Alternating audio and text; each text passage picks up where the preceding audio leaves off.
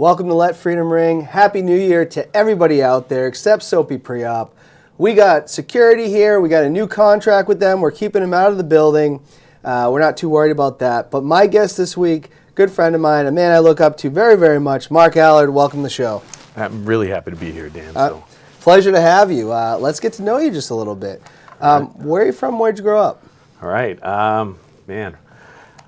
Nashua, New Hampshire is where I was born, St. Joseph's Hospital, so just right down the road.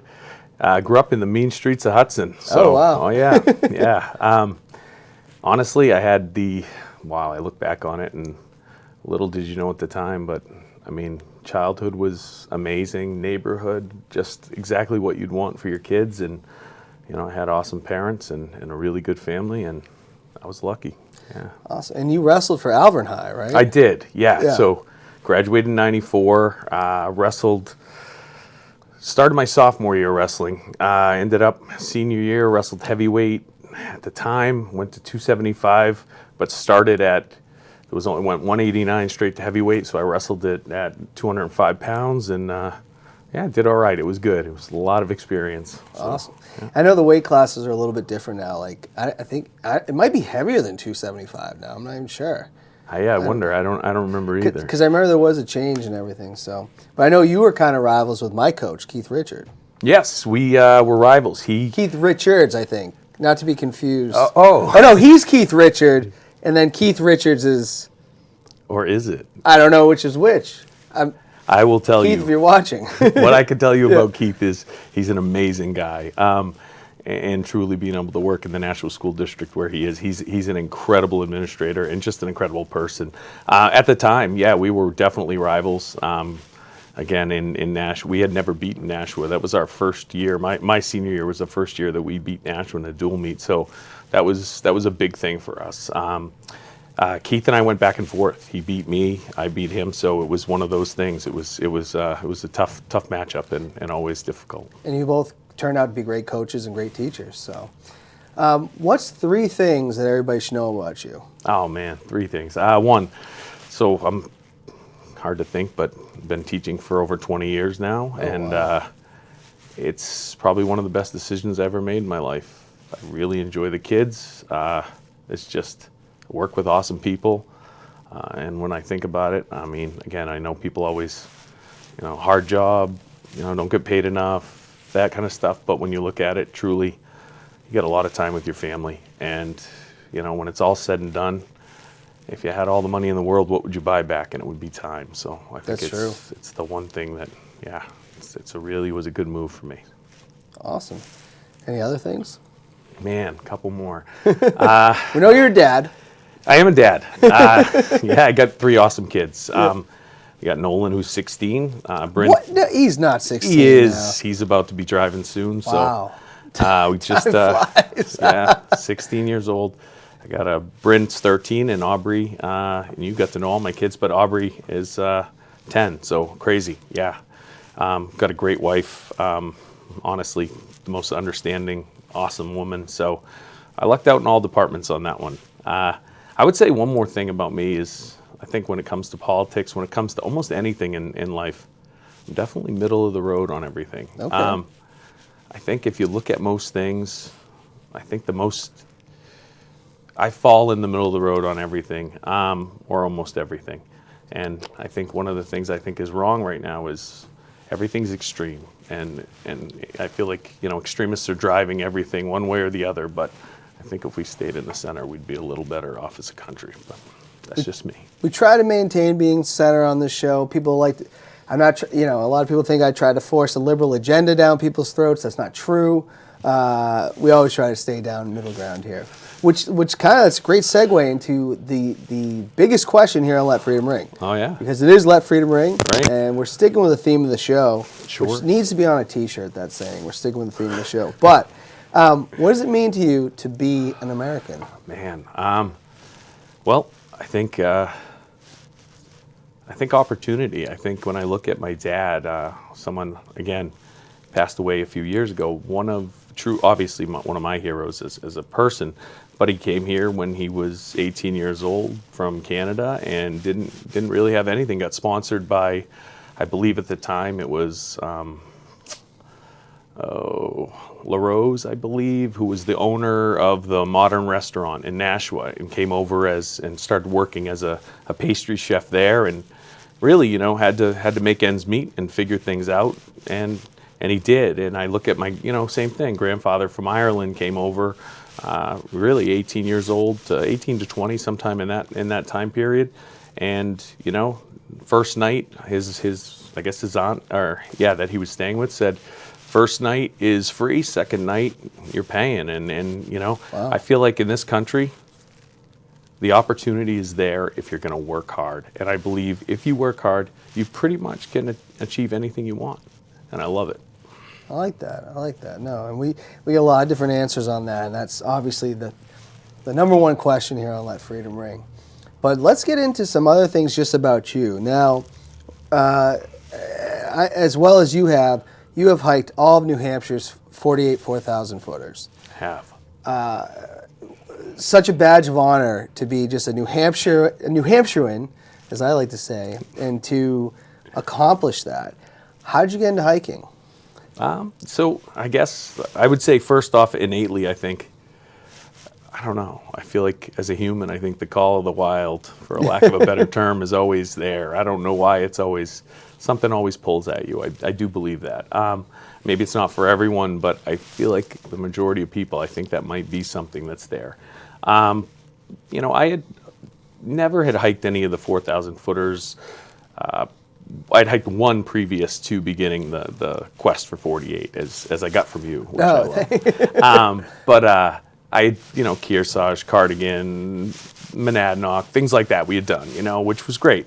The ones you kind of do and you're in, you're out. Yeah. You got a little lunch and you're back and home by like 1. But as far as ever getting into it seriously, I really hadn't done it until, honestly, I watched you. Oh. And I'm going to say that social media, this is why, again, it inspired me. I looked at it and went, wow, he did it in, it looked like such a short time to me, because again, I watched as, I'm checking in or seeing your post come in, and it just seemed so fast. You just seemed to go through it so quickly, and it just looked awesome. And I thought, all right, as far as that's concerned, that's something I want to do. So, because I will say, when you get the bug, because honestly, a lot of people, we get a lot of this, I hate social media. I think it's, at times, it can be bad, but I also think it brings people together. And you get to see like what other people are doing, and there might be something that interests you that you want to do. That hiking bug is real. Oh, it's crazy. It's very real. I honestly, so my son and I ended up, and he got into it, and there were other, we had some family friends that, my father-in-law and his who was his best friend, but also a good friend of ours, had done it. His brother had done it, so my wife's uncle and a few other people, and it was just one of those things. I always looked up to all of those people and thought, oh my God, this is, how do you even begin to do this, and where do you start? And it never was something I thought I was going to do until I think I watched you do it, and I start thinking, because honestly, Dan, I don't mean to, everything you do, I feel like if there's something you want, you go after it. You don't make an excuse. You make it a reality. You do. You've always have. And it's a neat thing. I've always thought that about you. I'm like, I don't know if it is ever a fear in you of doing it, but you don't seem like you have that fear, and you just seem to go and do it. I appreciate that. And I looked at that and I was like, I got to just go and do something like this. And then my son got interested in it, and I was Which is like, this is great. So he's Let's 16, he's done them all. Yeah, it was awesome. So as soon as he had the interest, and then my father-in-law had given him some stuff for the Christmas prior to us starting him, like a passbook or whatever, and just some stuff having to do with the 48, and he expressed interest. And then I thought, man, this has got to be something we do in the future. And then almost COVID kind of pushed us towards it more. Yeah. People were like, I will say in the beginning, because I haven't hiked in a little bit, just haven't, but I was still hiking during COVID. And it was just like, stay away from the, like everybody, you're not, I still to this day thought we were being ridiculous about that. What, you're going to pass someone on a mountain, they're going to give you the virus? Like, I thought we got a little out of control with that. It My was. personal opinion. And at the beginning, we did stay away. Like when they first, they were like, oh, the trailheads are completely, and they were showing pictures, and they were like, man, this is really going to be, this is going to be bad if everyone starts heading up to New Hampshire, and everyone's going to want to hike the White Mountains, or everyone's going to want to jump on the Appalachian Trail, or all these different things. And I think as time went on, though, that died out, and then it was fine to, there was no more someone trying to keep you away, and I felt like in terms of, obviously, it was a very safe place to be. I mean, how much safer are you going to get? We went and did Welch Dickey, I remember. And my brother's counting all the because Massachusetts was having more of a difficult time. He's like, oh my God, I'm like, so we're wearing our masks on the mountain. At one point I go, this is ridiculous. Like, we're outside, like, let's just hike and have a good time. If I walk out of Welch Dickey and have COVID, well, okay, but no. And I appreciate your kind words because obviously that was the best time of my life was hiking those mountains. So, so how did it really become a goal? Like your son Nolan, I think this is amazing that you guys did it together. He got into it, then you just were both like, let's go. Yeah. So, kind of set the goal to start, and that was obviously I talked to my buddy John Santino, great guy, and his son is Nolan's age. So I, at the time, I was, and again, no specimen of physique here, but I was at 310, and I'm like, man, this is gonna be rough. So I was only walking around the neighborhood, like leading up to our first, go at the first mountains, and I'm like, let's go for Franconia Ridge. Let's just do it. So we went up, stayed at Lafayette with them, and then got up in the morning, hit Falling Waters, and Little Haystack, Lincoln, Lafayette, and then down, and it hurt so bad. But Nolan was honestly my son. I was struggling, obviously, and he was like, for the first time, it was like the changing of the guard. Instead of me looking after him, he was concerned for me and looking after me, and I'm like, I didn't expect this to happen that soon, Yeah. And it just made me think, wow, it brought out his best qualities, and I just felt like it was such a great thing. Like, we were already starting to, I felt like that connection was getting better, and that was only our first hike. Now, leading up to that, I mean, teenagers spend a lot of time in their bedroom. They're off doing their own thing. They're kind of away from the family. So I did feel like if you said to gauge how Nolan is doing, what's his mental state? Where is he right now? I don't know if I could have told you. And that bothered me. So I do think that was another big thing. It was like, wait, this might be our thing, and we can kind of grow through that. So that was kind of our goal. I think that's really awesome. I really enjoyed watching the pictures of you two together. There's something to be said about a father and son just going at it and getting the 4,000 footers. So I applaud that. What was your most challenging hike? Man.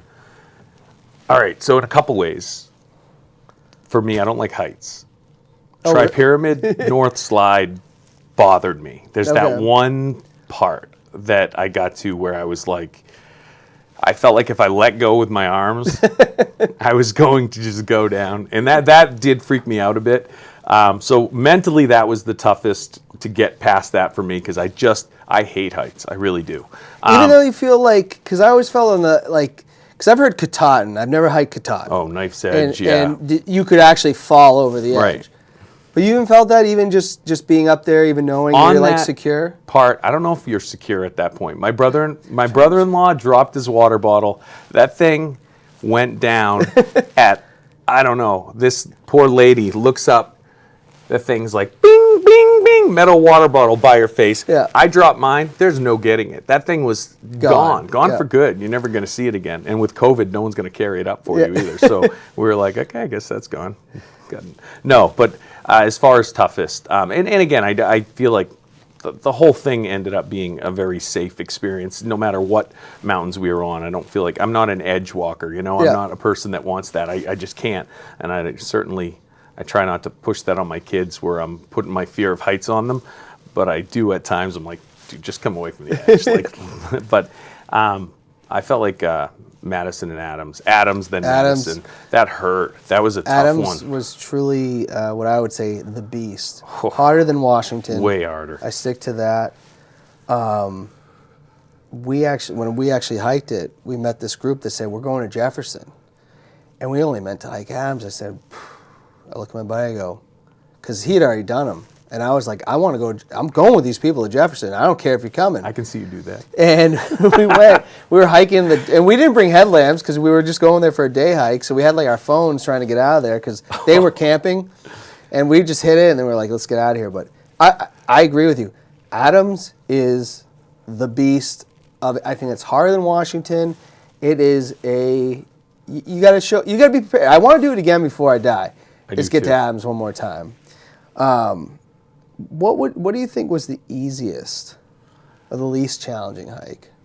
So we took an easy route on one of these, or the easy way out. When we did the Wildcats, okay, we didn't do the full Wildcat Ridge. So we hit, gosh, I'm trying to remember, Wildcat A on one day by itself. And that was going up, was at Carter, I think up by Carter Notch, right? And then you hike up to Carter Notch Hut, and then we went up that way, hit Wildcat A. If that was, because I still, like, I've hiked them all, and I still don't remember what certain things are called. I'm pretty sure that's the way we went in there. Wildcat D, we went up Polecat ski trail and down it. Yeah. And that was like our cop out. The weather, the first time, so the weather was sketchy the first one. Yep. And then it was the next weekend, we were like, man, we don't have a full day to do this.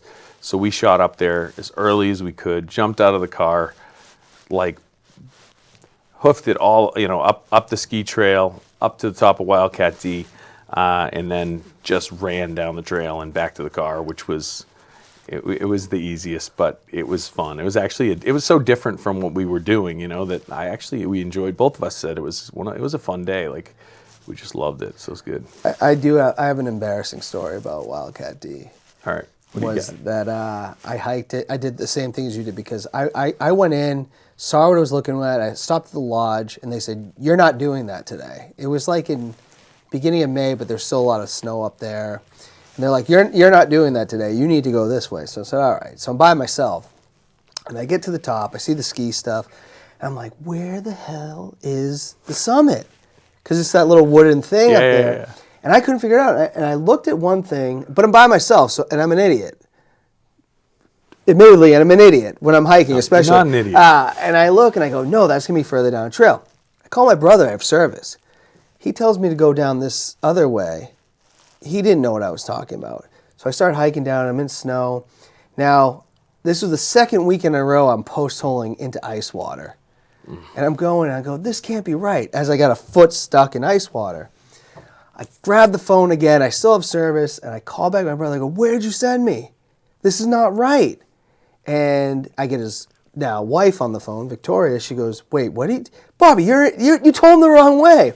I had to go all the way back, and then I went up and I went, I can't believe I just...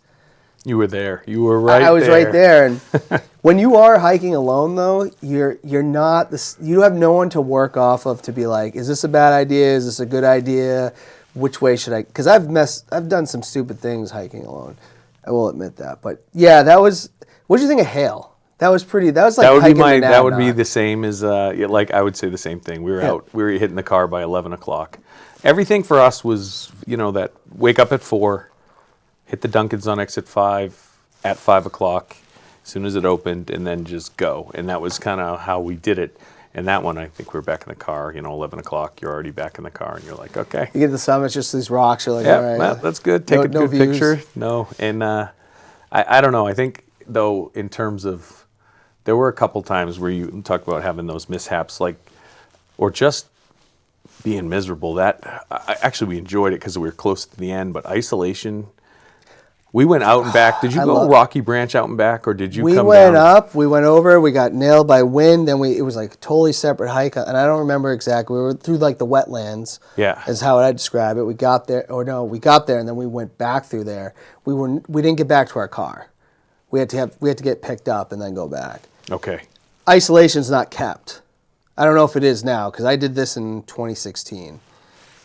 The trail was crap. It was a river that we walked through. It was 7 miles of literally walking through a stream. And if we had, luckily, we were getting towards the end of the hiking season, it felt like, for doing that without worrying about being wet and cold. Thankfully, nice day, but we just, you couldn't even decide to try not to step in the water. You just had to wade through it. And when you're out there, you don't for a care while, after you're a just while. like, forget it. Yeah. And it made the hike so much better. I went with a great woman, Pam Regnery, and her husband, Alex, and their son, Duncan, who's in the military. And we were like, you know what? Finally, someone was just like, brightest idea ever. After literally miles of trying not to get your feet wet, they were just like, let's just screw it. Let's go. Let's just put your feet in the water and walk. And we walked. We had to wade through the river crossings. There were people that couldn't get across. We were just like, forget it. It was the best decision ever. Ended up being a good hike after that. That's the thing. I'll tell anybody, if you go out there hiking, don't be afraid to get your shoes wet, because I mean, we did Owl's Head one time, and we did in October, and the river was, for whatever reason, was pretty high because there was a river crossing on the trail that we had to do. So we said, all right, let's take our shoes off, put them around our neck. At one point, I'm getting hit by the water, and the shoes are bothering me. I'm like, I can't deal with this anymore. And I'm like, Jared, who I was with, I'm throwing him to you. I throw short. He's got to run and get them as they're going down the river.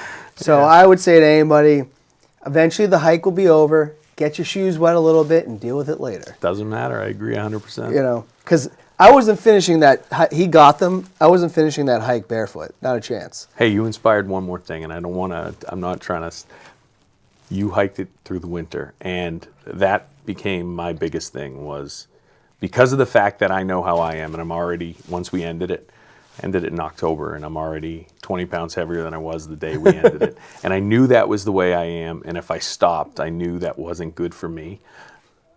You inspired me after seeing you. You hiked straight into the winter. There were times, I think you posted a video where you were, I think you turned around on Washington once where you got blown down. We had no choice. I'd already done Washington. We wanted to do it on Christmas Eve. Right. It was either die or get to the summit, and we chose to live. So we turned around. I love your thinking.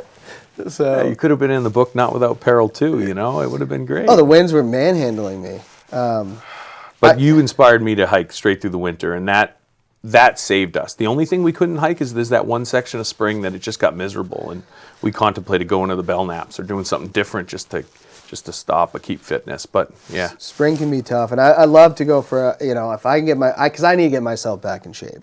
I'd love to go for a hike with you guys sometime. Do you have a favorite? Yeah, Eisenhower. Just good pick. Went up Edmonds Path. Just happened to be. Sometimes you hit it on the perfect day, but you also hit it where you're feeling perfect that day. I felt like everyone in the group felt awesome. We got up on the ridge, and it was t-shirt weather on the ridge. There was a little bit of ice on our walk up, which was, you were kind of like, oh man, how much ice is going to be up there? There was none. It had all burned off. It was beautiful. It was the perfect day. We ended up walking over towards, heading towards Monroe, towards that direction, and just kind of taking our time without even going down because it was that nice. So that was my best day by far. I would spend forever up there if you could, because you're always worried. I feel like because of all the stuff you read and all the things you see, there's a little bit of a fear when you get on the ridge because you always think the weather can turn and you're going to end up in a bad situation. But this day, you could tell there was no inkling of anything that could go wrong. And we just hung, and it was an awesome day. That was the best. I like it. I love Eisenhower. Where did you finish? Finished on Cannon, which is it's an interesting finish, but there's a reason. You can get a beer at the top, by the way. That was one of the big reasons. So the highest taps that's true, but now there's no taps, so the highest cans. But anyway, no, the best thing about that was, so my father-in-law was really instrumental in us doing this. He also really supported us a lot through the whole time, and we also got a lot of things from his brother Pat. So the cool thing is they met us up there. Also, his sisters met him up there, and my wife, and again my mother-in-law, and we had just a really nice day up there. Stopped, hung out. It was the day. I love that hike because there was nothing rushing you one bit. We just were like, we'll finish when we finish. Just had a good day. It was perfect, and it was peak foliage, so it was great. It was a good time. That's it. And I finished on Zealand. It's just the way it worked out. There wasn't much it's a tough going summit on there. There's nothing to see. There's nothing to see, and we're pounding beers on there, and people don't understand why. Saw your video. You know, but there is something about once you finish, and I don't know if you felt this way, and I don't know if Nolan felt this way. You go, now what? That's how I really felt that way. Because I did a lot of hiking after. I've kind of died down with it. I think because of COVID, and I didn't want to be, even though I did some hikes during it. Have you felt like, did you get that feeling like, okay, I finished this feels great. And then letdown. Then like, okay, now what do I do? Yes, and I think that we're still in that position right now. I'm happy my father-in-law gave us another book, which is good, and I think we'll hit the 52 with the View. I know we've gotten a few. That's something I get. I've got a lot of them. I'm going to try it. I think you probably have, and that's the thing. You're looking at it, you're like, wow, we already have 7 already. Oh, now I'm over the hill, because I call for the over the hill. Yeah, but I think it originates, though, from someone that finished the 48, and then was like, what else is there? Yeah. So, again, going on to that. I don't see us doing... I'd love to. I want to hike, definitely, when you said Katahdin. That's one I would like to get out to. That's on my bucket list. Is it Mansfield, or there's a big one, a decent one over in Vermont that I'd like to do. I've done Camel's Head and Killington in Vermont. I need to do more, because there's only 5 in Vermont. So those things, I definitely, as you think of doing all the New England 48s, is great. But the only thing is that becomes difficult, where we were... Thank God, we're at it. We live in a great location. You can hit them all. They were all day trips. For going the most to Maine, going to Vermont is not as easy. That's not happening. I mean, you can't do it like we could this one. And I don't know if my wife would be as forgiving. At this point, the great thing was she was so cool about everything, and really was pushing us to go because she knew how much it meant to us to finish, and she knew what it was doing it was good for our relationship. Not that it was all roses. I'll tell you, you lean on each other a lot, but you also aggravate each other, and we had our moments out there where but we hiked with some great friends. We had some great times, and can't take it away. Good stuff. It's an amazing time. I'm always Katahdin, because you have to. Maine's different. You got to book it. It's not that you're just showing up, and God knows what it is with Katahdin. You have to show up early, and you're not even guaranteed to get in. So there's a lot of restrictions there. God knows what the restrictions are under COVID. But Katahdin is definitely on my bucket list. Before it's all said and done, I do need to do that. But yeah, heck yeah, I'm so proud of you guys. Thank you. Amazing stuff there. Let's talk a little bit, because we got a lot of things in common here. We've had Chris Lind on the show, a former Plymouth State alumni rugby player. You played rugby as well. I did. How'd you start playing? Man. So I think the seed got planted where had a really good wrestler at Allard, John Wajda. Great wrestlers. One of the best we've ever had there. About 1,000 times better than I'd ever be. But again, he had gone to UNH, and he had come back to a practice, just coming back from college, and he was like, he's like, I already know it. If you go to college, he's like, you need to play rugby. That's something you need to do. And at the time, I had no idea why. I was like, oh, yeah, that sounds good. And then when I got up to Plymouth State, I had gone up there, wrestled a little bit my freshman year, and then decided, let's go give this a shot. Let's see what it's about. What was he talking about? And definitely one of the best decisions I've made as well in my life. Did you end up liking rugby more than wrestling? I did. I think I did I guess it was, you look at those crossroads in life. Part of me wishes, you always wonder if you had stayed with something, where would it have taken you? But I felt like the social piece of it and the friendships that I made were some of the best friends that I've ever had in my life, and some of the best times I've ever had in my life. So absolutely amazing. Plus it fueled every desire I had in terms of, it kind of checked all the boxes. The aggression piece is in there. It's a skill game. You definitely have to really learn it to be good at it. It was awesome. It was just great. When we didn't have football, Hudson, again, for me. So that's your first time having those tackle. Well, I played Pop Warner. Yeah. But once we got to 8th grade, it was like, hey, guess what? We're done. And that was a shame. That's a real shame. That was how it was in Hudson. And I always thought, and that was the closest thing I'd ever done to playing football was that. So that was great to have that sport as well. So. What position did you play in rugby? Played 8-man. Okay. Yep. A lot of 8-man pickups. A lot of good times. I was just a lonely winger, so. Hey, you were fast. What are you going to do? How far did Plymouth make it during your time there? Did you guys make it in the New Englands or anything? Or Yep. Final Four. We made it to my first year. Actually, we made it to. I was A side, which was good, and made it to the Final Four in the Northeast. To get there, we went through Plattsburgh, New York, beat Plattsburgh, and then pretty soon after, it was like 2 weeks after, we went to. It was in Albany, New York, that we had the Final Four. We didn't fare all that well, but it was. If I can't remember all of them, I know we were there. But it was like BU, Northeastern, and okay, so you got D1 schools going, because I like. We were D2, so it was all. It was the okay. D2. Yeah, they were all D2 as well at the time, and so that was our best at the time. Now I'm seeing all these people. I know you keep up with it really well for Plymouth, but I'm seeing these guys that now are going pro in this sport, yeah. And there's a little bit of jealousy in that. I'm going to tell you right now. I want to go to a game real bad. I'll go with you if you go. Yeah. Oh, God, I'm forgetting. New Jacks? No. I can't remember. Free Jacks, right? Free Jacks, yeah. I was going to go, and then, because I was like on a tour of like, let's go to the XFL, let's go to the rugby, and then COVID hit. So, did you play long after college? I know you played Amoscag a little bit. A little bit. Very, very, very little. Honestly, I think I got called by someone asked me to go and play. It was like an Acton 10s or something. It was like a small, it wasn't a full side or anything. It was like 95 degrees, went down there, played, had a really good showing, and then, was definitely had interest in continuing it. And then they were getting ready. I think they were having Ireland and someone else. They were hosting an international match in Manchester. So they were trying to get everyone together and really get all the new guys to start volunteering, to do stuff, to get the field ready and all this stuff.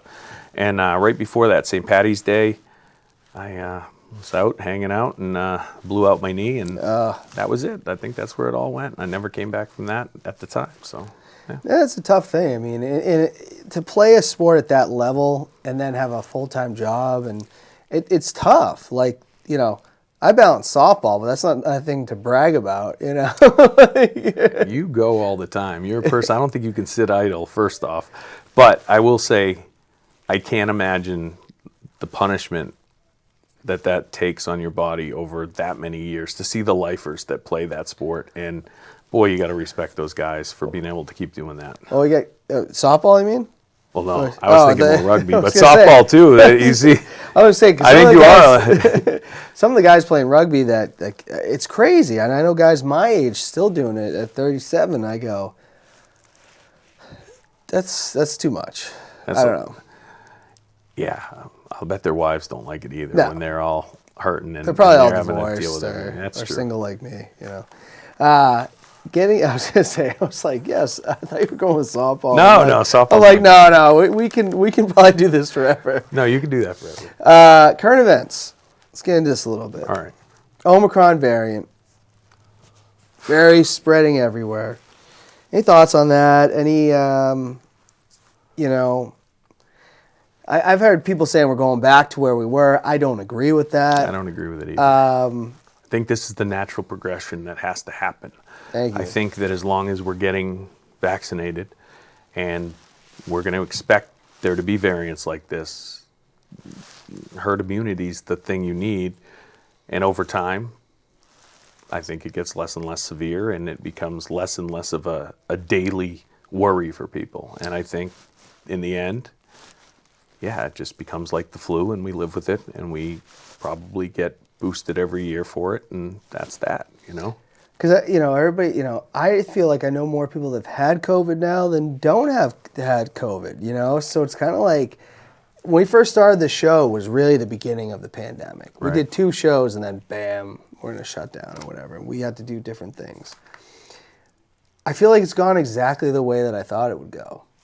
It's going to come in like a hurricane and then we're going to figure it out. It's going to cool down. And now it's like, I've known a lot of people that it doesn't. My brother's immune compromised. He was on the couch for 2 days. He's vaccinated and he's fine. I'm not saying that's going to be everybody. Right, absolutely. But I mean, I'm not saying it's the flu because I don't want to start controversy there. No, I'm not saying that it's either. It's another virus that is in the human population. And we have to learn to live with it. I think that's the key, is that it's not going away. It's just not the way it works. So I think at this point, again, we have to remember that, again, we can't close down everything. We have to keep moving forward. And I think, again, it's the fact that, yeah, we're going to expect that people get sick. Most people aren't going to get incredibly sick. Doesn't mean we don't have to be careful and try to protect other people and try to make the right choices. But, yeah, at some point you do have to stop worrying. Yeah, it's a tough subject. It really is, because everybody has a different opinion. It's true. It's just another thing that kind of gets us all divided. But I had someone post on I went to a Celtics game or whatever, and I've been going to a lot of sporting events recently because you couldn't go at all last year, or for a time. And then when someone was like, I can't believe you're at the, I'm like, again, we have to learn to live with this. I brought my mask. I'm vaccinated. I'm not going to live in my house for the rest of my life in fear or in panic, or it's just, I think until we were vaccinated, until my mother was vaccinated, until my kids were vaccinated, we're at a point now where everyone is vaccinated, and I think that's where really you start to let your guard down a bit and feel a bit more at ease with the situation. It's tough though. There's obviously, we know that with young children, this new variant seems to still really be able to do something to them. And again, the youngest kids can't be vaccinated. So that would be really a difficult thing as a parent. A lot of worry, I'm sure, with your young kids, Oh, I agree. And still a lot of worry. I just think sometimes it's just like, there's both sides of it. The people are like, it's nothing. And then the people that go too far with it. And as you like to say, we like to be somewhere in the middle here. I'm with you. 100% with you on that. Let's get into sports here, because it's been a weird sports week. I was lucky enough to go to the Pats this weekend, watch them blow out the Jaguars, which was not a surprise. I saw that, yes. But before we get into the Patriots, because I do want to talk about the Patriots here, Antonio Brown walks out of MetLife Stadium, rips his stuff off. Now he's been out there saying, well, they wanted me to play hurt. Bruce Arians saying that didn't happen. Have you had enough of this guy? I have. Long ago. I 100%. You can, I mean, obviously, if you believe what was put out by his lawyer this morning, when you hear that statement, you're going to take that at face value? I don't think so. All right, we know this guy. We know what's going on here. Again, anytime something's not going his way, he's going to blow up and blow out. That's it, and that's where he's at. I mean, I don't know what it is with him. I don't know if it's was Mike Tomlinson really able to keep him that contained? Was he like Customato keeping Tyson? Just kept him in a cage. Like, how did it happen? But obviously he was in a better place in his life at that point or something, because anybody that is willing to put their money on that guy right now absolutely is ridiculous. It feels like it started with the Raiders, where he was just like, F you, I'm going to the Patriots. Patriots, he threatened that. I mean, let's just be real. This guy has abused women. Yeah. And that does not get talked about a lot, about some of the horrible things that he's done. I mean, even when one of his exes went to pick up one of their kids, and he was saying playing some very vile music, and I think the police in his area were like, we're not dealing with this guy anymore. Like, I feel like he has burnt all the bridges. And he's burning them again right after. Was he tweeting out stuff with Brady. And Guerrero? The guy lets you live in his house. Man. So I think, again, you're not going to find, if you're looking for any logic, it's not going to be there. And he's going to just shoot off at anything at this point.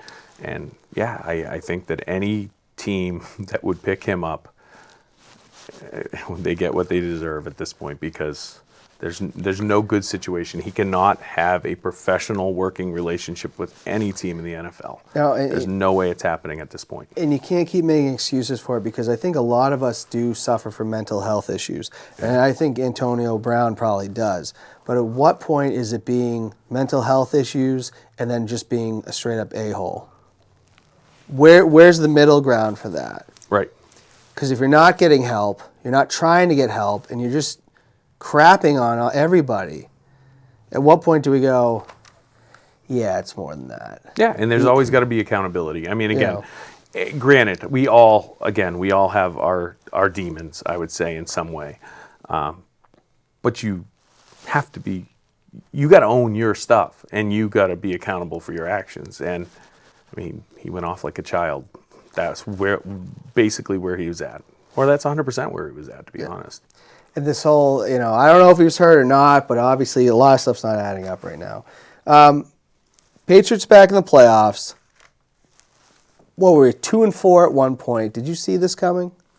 No, I was definitely a person that I was happy about this year, and the fact that, and I think you were a Cam Newton fan, correct? I'm a homer. Okay. I'm a complete Patriots homer, so I back up whoever the quarterback is on the team. So for me with Cam, when they got rid of Cam, the one thing I was happy with was I feel like the window for like a quarterback like Mac. I think he's a talented guy. But I was so worried because I feel like that window opens so quickly and for such a short time sometimes, and especially if Cam was there and they're competing for the job, that he might miss that window and we'll never really know. I felt like with Tebow, it was always that you get a little look at him and then you don't really know if he was actually any good or not in terms of could he actually handle the NFL or was it just that they're not giving him enough time or he's not going to get the shot. I felt like once we got rid of Cam, you knew that Mac was going to get to show what he could do. And I feel like that was the part of the key this year. The other one, just having all these young guys. I feel like they're all on the same page in terms of they're willing to do anything to be good right now. They're willing to do anything to hopefully make a run in the playoffs if they can get hot enough. They don't have an easy road. We know that. And then this next game is going to be ridiculous. If somehow, I'm hoping the Bills lose to the Jets, we beat Miami and somehow win the division. But I will say, you're right, and I think Cam admitted it, I would have been a distraction. And eventually it was going to be Mac's team at some point no matter what. Cam wasn't. I liked Cam. I thought you start with Cam, ease Mac into it. I was wrong. Because a lot of those losses in the beginning turned into wins later, and Mac really got the experience to become a better quarterback in the NFL. I think without that pressure, I think it definitely allowed the development, I think, that he's had this season. And then, man, I feel like towards the end with Brady, it was so difficult to see where he didn't have trust in the receivers, and it felt like he wasn't letting the Patriots also work to their potential at the end. I love Tom Brady. I'll always love him. But I felt like Jacoby Myers, felt like he was already becoming he looked like he was a decent receiver, but Brady, I don't think, trusted him enough to throw to him. But there really wasn't anyone else to throw to. So, I don't know. I feel like at the end, when it came down to it, Brady was ready to go, and we needed someone new, and it wasn't Cam Newton. No, and I just want everybody at home that know that I supported Cam Newton. I never thought Cam Newton was the quarterback of the future.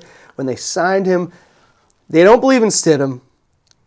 Brian Hoyer ain't your guy either. Well, you know better than I do, so I'll tell you. No, I don't mean that you were all in on Newton either. I just felt like the best thing we could have done at that point was to get rid of him and allow Mac to develop. Once you drafted a quarterback. And develop without pressure. And that's, I think, where we ended up. And I didn't realize, first of all, the defense right now, I think, is really good. I think they spent money on it. They spent money on players, and they drafted in the first round a quarterback.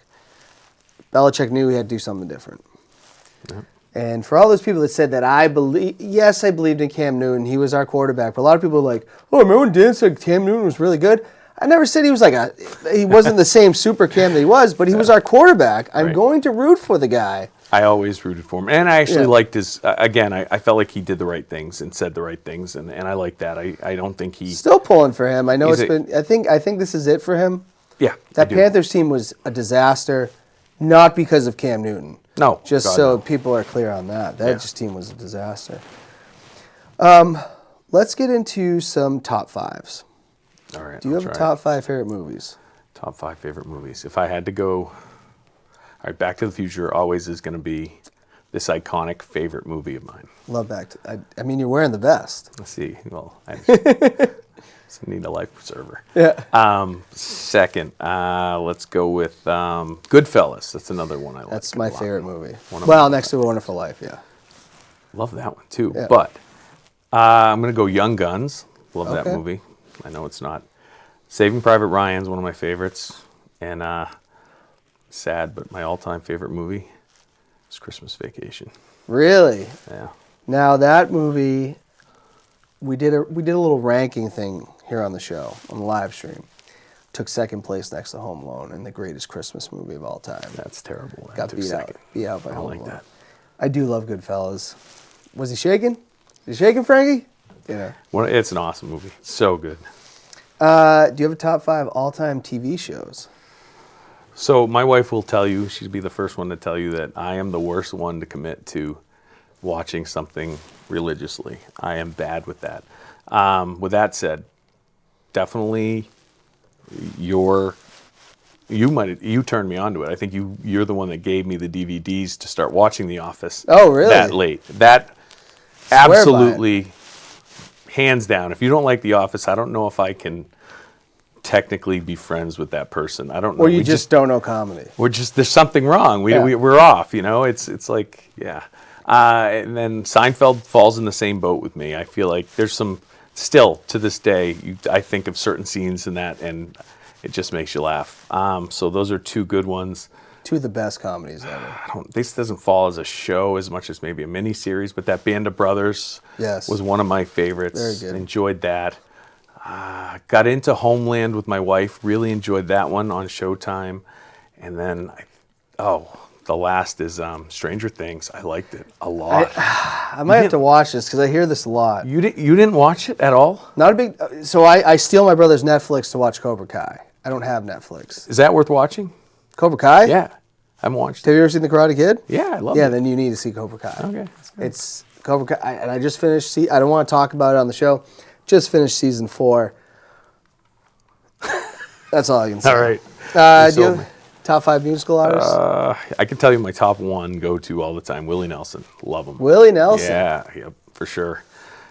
Second, I'll go George Strait. So I'm going down the country category. Really? Right Okay. now. But I'm all over the place. So I'll go Crosby, Stills, Nash & Young. Okay. For my next one. From there, let's go with little James Taylor. Love James Taylor. And then, one more. I'll go Chris Stapleton for something a little newer. So I'm surprised I didn't hear any grunge there. Nothing. Nothing sorry. grunge. That was like your time. Yeah, no. No Nirvana, no Pearl Jam. No, I liked it, but yeah, definitely not a rap guy though. Okay. No. I became more country as I got older. Like I wasn't a huge country guy when I was a kid, but I do love country now. I love James Taylor. I will say that. Yeah, he's got that mellow feel, man. Let's get into my favorite segment of the show, which is blank versus blank. I'm gonna give you 2 things, 2 anything. You gotta pick one. You gotta tell me why. Oh man, that's a tough. And we're gonna give you the hardest one right off the bat. I don't know if I can do it. Who was more responsible for the success of the New England Patriots over the last 20 years, Tom Brady or Bill Belichick? And I have to pick one. You got to pick one. Someone did come on here and said, it's all Bob Kraft. That wasn't really a question, so. It was Meek Mills. No. I'm going to go with, on that one, gosh, I think Tom Brady. I'm going to go there. Okay. Yeah. So you're saying Belichick, he had the quarterback, even though he's a great coach, if he doesn't have that quarterback, he ain't winning. Yeah, I'm going to go 60-40 Brady. Okay. That's fair. That's fair. Again, I'm a homer, so I can't pick Brady. Better sport for kids. Let's say at a elementary school, middle school level, rugby or football? Elementary, middle school level. I'm going to go football. Okay. Just rugby's a little complex for kids sometimes. Okay, so because the reason I asked that is concussion issues. I think there's less in rugby. Yeah, and this is where I worry to some degree about the concussion piece, of course. But I do think that We all did it. It wasn't terrible, you know. It was all right. I think we're all right. Okay. I think we fared okay. So yeah, I'm still okay with it. If my kid wanted to play football, I absolutely would be okay with that. I'm not one that would say, well, no, you can only play flag football. No, I think we were fine for it. Okay. And I did play it as, you know, at that young age. Although I do worry, yeah, I guess if it's sustained, you know, you start having head injuries and you keep going back at it, there's obviously major issues that can happen. I've always thought rugby was safer just because you're running onto the ball. You're never a defenseless receiver. And I think that's where a lot of problems happen. And I do think the helmets actually cause maybe more concussions than anything. Okay, and I will say too, rugby-wise, I wish as I don't think American college kids play rugby in the right way necessarily all the time. I think especially when you're looking at us guys when we started off at Plymouth State, you just wanted to hit something and you wanted to hit it hard. That's not how you have longevity in that sport. You got to figure out other ways to do it. And I feel like we didn't quite understand the recycling the ball and the phases of rugby. Like learning the actual game. Yeah, phase rugby is it's all about recycling the ball, and it's all about you can monkey roll that guy just as easily as you can run him or try to run him over. And again, you can't run over too many people before you get hurt. So I think that was something that over time I started thinking, wow, I probably didn't approach that right all the time. No, I agree, but no, good answer. Who's a bigger star to you? Or who do you like better, Hulk Hogan or The Rock?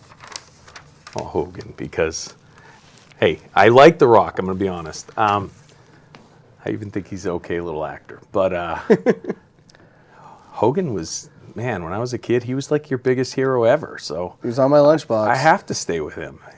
I could never go away from that. It was awesome. I didn't order the Python powder, though. I agree, though. Even though I love The Rock, Hogan, nothing will ever duplicate Hulk Hogan, Hulkamania. Even if I have said on the show, Terry Bollea is a piece of trash, I still love Hulk Hogan. Would you rather watch a horror movie or comedy? Comedy. Okay. Yeah, I think I'd rather laugh at this point in my life. There was a point where I might have picked a horror movie when I was younger. I do like them. But some of the newer horror movies, like, I don't like movies that make you feel terrible after. Like, I'm not into gore. That Saw, that series and stuff. I hated that kind of stuff. I thought that's a whole new type of. It just made me anxious and not like it. Yeah, I didn't. But there are some old classic horror movies that I like. In the original Halloween, there's no blood. It's a good movie. You know, and I don't think gore is needed to make it scary because I love horror. But I don't like gore. Like sometimes Rob Zombie, I go, I don't need that. Yep. You know, I want to be scared, but I don't need all that other crap. Funny or actor? I've never asked this one on the show, and this is a good one. Because the daughter of this actor shared my nephew on her Instagram when he dressed up as Uncle Buck. We got John Candy or Chris Farley. I'm going Farley. Yeah, loved him. Thought it was awesome. Again, Tommy Boy will always, to me, be, for my growing up, one of the funniest movies I've ever seen, although John Candy is a good one. I could take a crap in a box and mark it guaranteed, but he was great. Farley was great. They both are great. Would you rather drink Coke or Pepsi? Coke. Yeah, and why? It's better. Fair enough. All right, we got a little time here. Who wins in a fight? Now, I know there was a movie on this, but in your opinion, Freddy Krueger or Jason? Freddy or Jason? We know who won the movie, but who do you think should have won that? Yeah, I don't know who won in the movie. I've never seen the movie. Who wins in the movie? I don't do spoilers here. No, well, I'm going to go Jason. Okay. He's a summer camp champ. You and I worked at a summer camp, and we know if you're the champ of the summer camp, you're going to win it. He actually hit the ice cream shot numerous times. And got the crystal diamond. And then, yeah. Of course he did. I heard that was retired. I hope that's not true. That's terrible. That's the stuff kids like, man. I'll have to show up there sometime. But would you rather listen to Prince or Michael Jackson? Jackson. I will, yes. Yeah, definitely Michael Jackson. I still remember roller skating around the roller rink watching Thriller. That was the 80s, man. That was some good stuff. I love them both. But Michael Jackson probably I liked more than I didn't get more into Prince till he passed away, and then I was like, wow, how much have I missed with Prince over the years? All right, toughest question in blank versus blank. All right. Two people you know, we're putting them head to head. Mr. Ed True Oh. or Mr. Brandon De Silva? This isn't a De fight. Puma. Brandon Silva. I said De Silva. This isn't a No, fight. who would you rather keep if you're running camp? Oh, if I'm running camp. Okay. Man. Oh gosh. Well, I got to stick with Ed because I've got a long history with Ed. I actually though, if I'm going to a drinking establishment to play some trivia, Ed's in the back seat, man. I'm taking Brandon. I mean, he That's was one of the phenomenal. smartest guys. Honestly, that blew my mind. He was like doing this finger thing, like pulling it out of his brain. It was wild. Yeah, I didn't anticipate that. Yeah, no, I got you. They're both great guys, and we don't put your feet to the fire there. But Mark, I really appreciate you coming on the show today. It's been a blast. Thank you, and I got to tell you again, I'm going to tell you we would not have done the 48 if it wasn't for you. I mean that. I am 100% certain of that. It was one of the biggest moments of my life, and I know it's one of the biggest moments of Nolan's. Thank you. Well, I appreciate that, and I'd love to do a hike with you guys sometime. Let me get back in shape and not be the 37-year-old chubby guy that I am, but we will do that sometime. And Katahdin is still on my bucket list. Right, keep inviting fat guys on your show, and we make you look good. But anyways, everybody out there, again, Happy New Year, unless your name is Soapy Pre-Op. Everybody have a great rest of the week. Again, if you're asked to wear a mask, wear a mask. We're saying get vaccinated, so do that. But until next time, let freedom ring. Thank you so much.